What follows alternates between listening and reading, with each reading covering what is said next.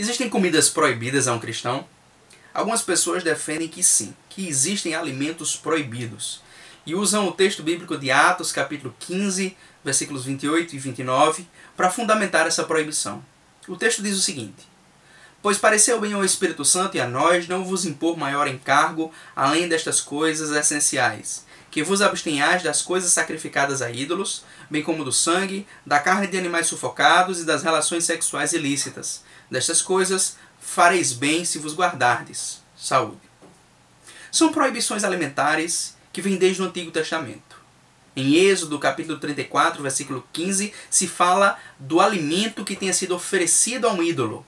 Se algum idólatra lhe convidar a ir e participar e comer dessa carne oferecida, desse alimento oferecido aos ídolos, não vá, não se misture à idolatria.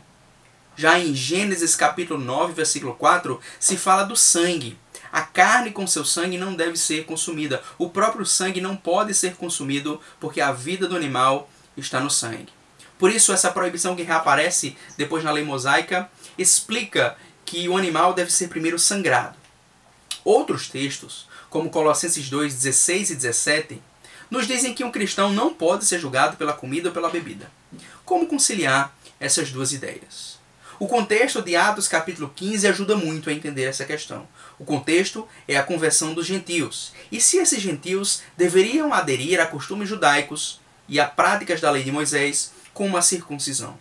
Isso envolve, portanto, a missão da igreja e envolve a unidade da igreja. Cristo veio para as ovelhas perdidas da casa de Israel.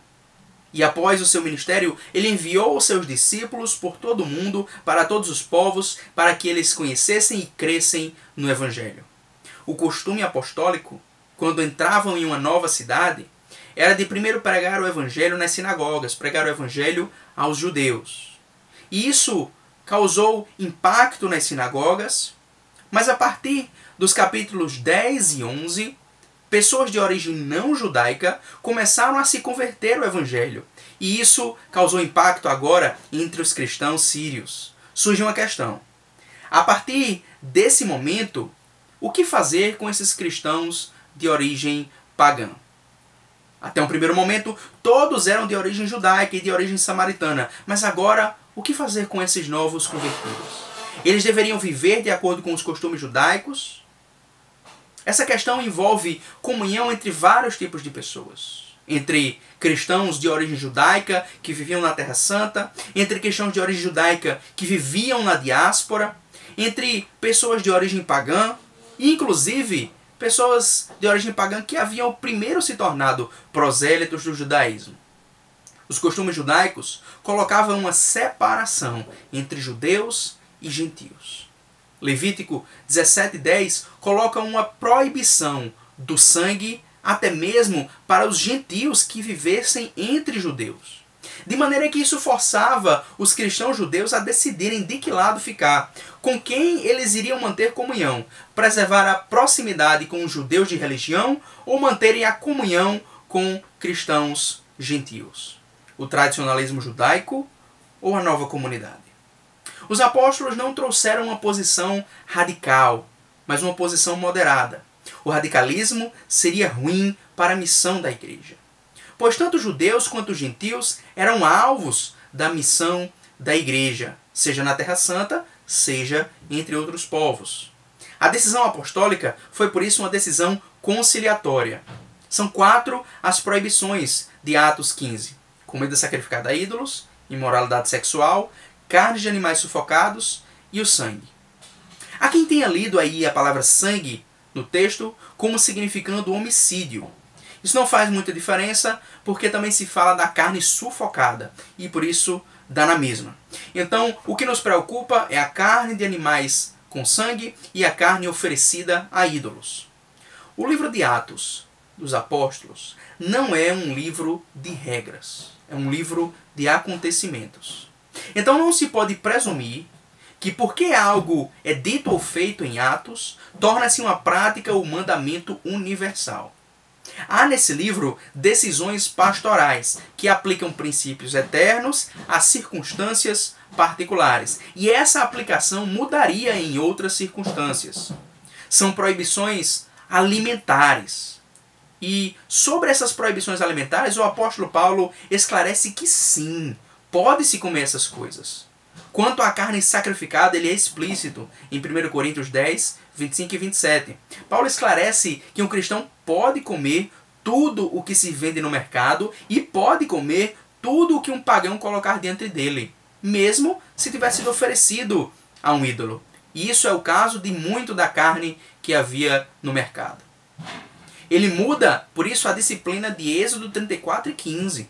Embora tanto Paulo quanto a lei de Moisés estivessem preocupados com um princípio eterno, que é a proibição à idolatria. Ele trata da carne sacrificada aos ídolos, mas estabelece uma regra que se aplica igualmente bem à carne sufocada, à carne ainda com sangue. Assim, Atos 15 não pode ser lido como uma regra imutável e universal. Existem coisas imutáveis no texto, como a proibição à imoralidade sexual, e existem coisas que são mutáveis, como a proibição à carne sacrificada.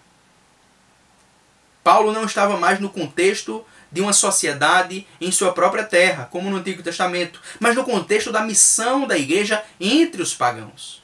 Então, por amor a essas pessoas, o apóstolo Paulo não queria impor um peso desnecessário aos convertidos, nem queria simplesmente punir os tradicionalistas.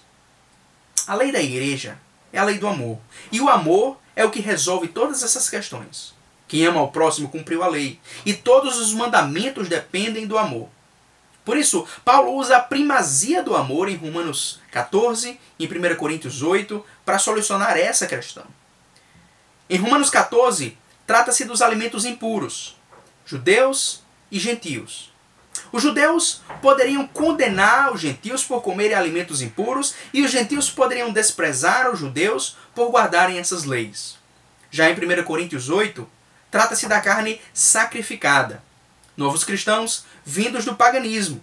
Um pagão convertido a Cristo teria consciência pesada em comer alimentos sacrificados aos ídolos que antes ele adorava, ou em ver um irmão fazer o mesmo.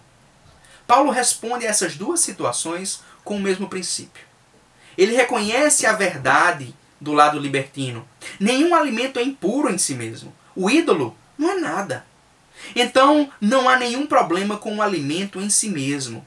O que decide se eu posso comer ou não comer a comida não é a própria comida, mas o amor. Não faça perecer alguém em favor de quem Cristo morreu, como ele nos diz em Romanos 14, 25. Golpeando-lhes a consciência fraca, é contra Cristo que pecais. 1 Coríntios 8 e 12. Do mesmo modo, não julgue aqueles que vivem sob um costume diferente. Proibições esquisitas podem fortalecer um senso de superioridade, mas só o amor fortalece a unidade. Então a proposta do apóstolo Paulo é: coma se isso não ferir outras pessoas. Eu disse que a posição apostólica não tinha sido radical, mas na realidade nós podemos vê-la como radical, como uma posição realmente radical, porque é a posição do amor radical, que une diferentes pessoas, diferentes propósitos em um só corpo. Pois nada há fora do homem que entrando nele o possa contaminar, mas o que sai do homem, isso é o que o contamina.